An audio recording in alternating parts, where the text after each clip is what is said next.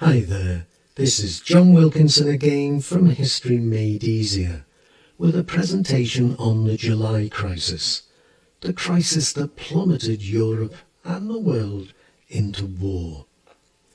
And I want to explain three things: the issues facing the great powers, the links with long-term factors, and the key points in the crisis.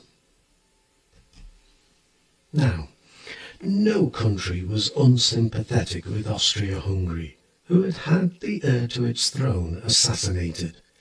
Even Russia might have been loath to act if Austria-Hungary had made an immediate response. After all, for Nicholas it was a fellow royal who had been assassinated, and he was intimately familiar with the impact assassinations can have. His father, Alexander II, had been assassinated. But Austria-Hungary deliberately delayed taking any action.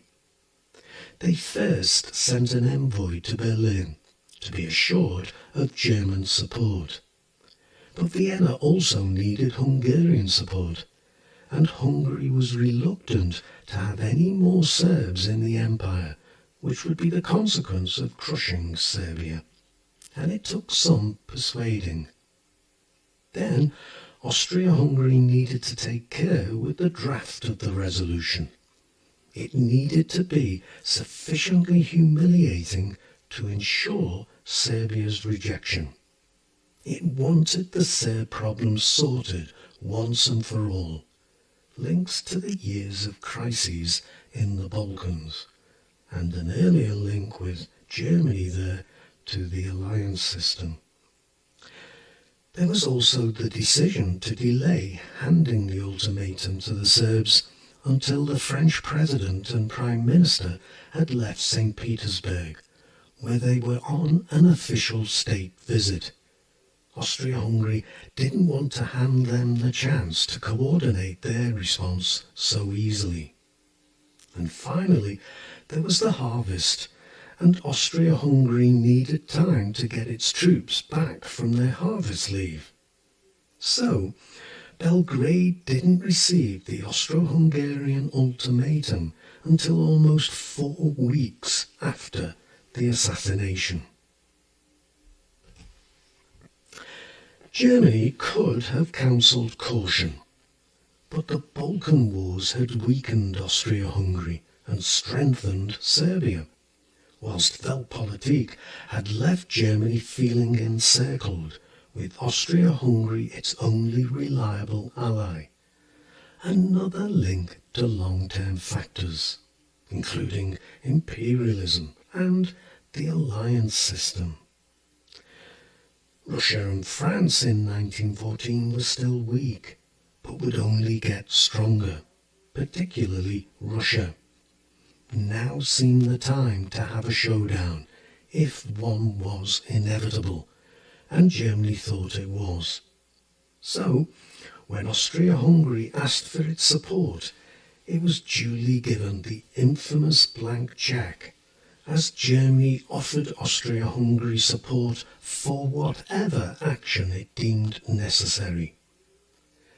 Germany was fully aware too of the likely implications of the Schlieffen Plan and its invasion of neutral territory, Belgium. Britain was highly likely to enter the fray, but the Schlieffen Plan was all it had, and Russia's decision to fully mobilize meant that Germany could not delay its own mobilization, and once it did so, it could not hold back. Links to international anarchy and to war plans. With the chance of making gains, Russia had the option of choosing between a partial or a full mobilization. Partial mobilization meant mobilizing only against Austria-Hungary. Full mobilization meant mobilizing against Germany too. Tsar Nicholas was deeply worried that full mobilization would mean war with Germany, and so held off making the fateful decision. The military, however, were concerned that full mobilization, after partial mobilization had got underway, would result in such confusion that it could cost Russia the war before it had begun. So, full mobilization it was.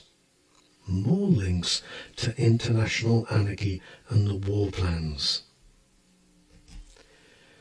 France had given its own blank cheque to St. Petersburg when Poincaré promised that if Russia goes to war, no matter the circumstances, then France too would go to war.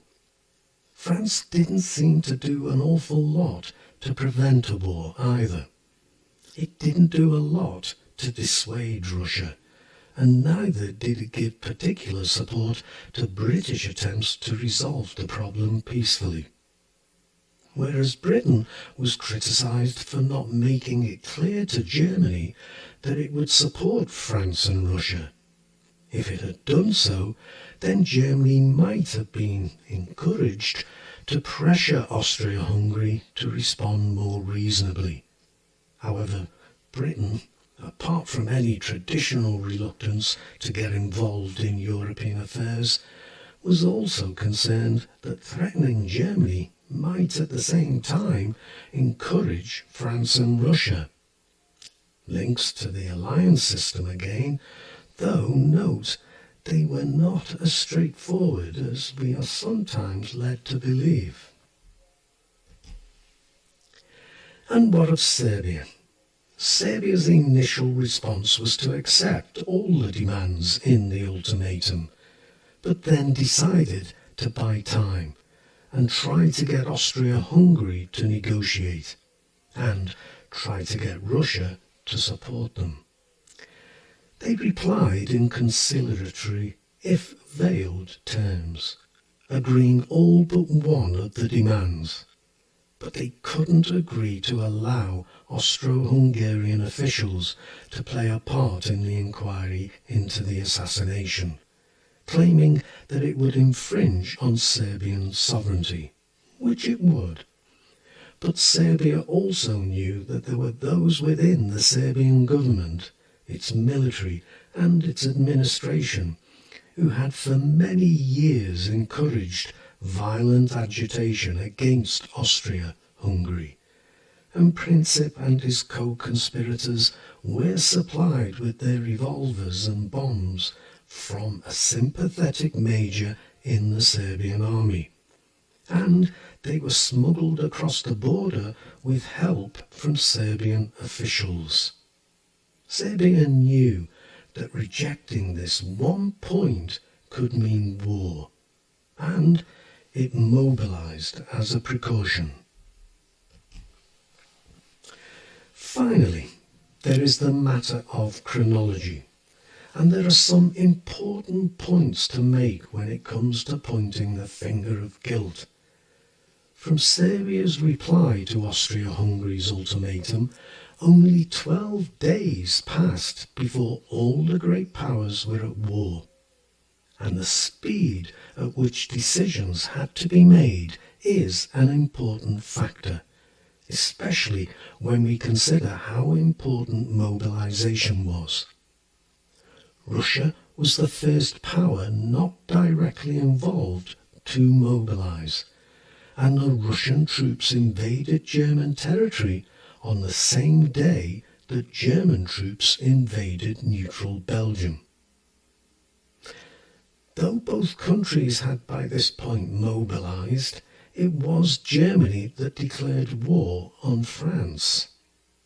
The Germans had wanted France to declare its neutrality, and as proof, France was to hand over key frontier fortresses. Britain was the last of the great powers to enter the fray. A bitter irony was that it wasn't until after Britain had entered the war that Austria-Hungary declared war on Russia, meaning that not until the rest of Europe was at war did the two powers that had for decades contested the Balkans find themselves at war with each other. Again, links to international anarchy. In fact, international anarchy is on full display. So, I hope I presented a good overview of the July crisis for you and pointed you to some important things to think about. If you think you might benefit from tutorials helping you understand the issues, or else helping you apply your knowledge to potential questions, then get your parents to get in touch with me at historymadeeasier@gmail.com, and we'll see if we can sort something out. But for now, thanks for listening, and good luck with your studies. Cheers.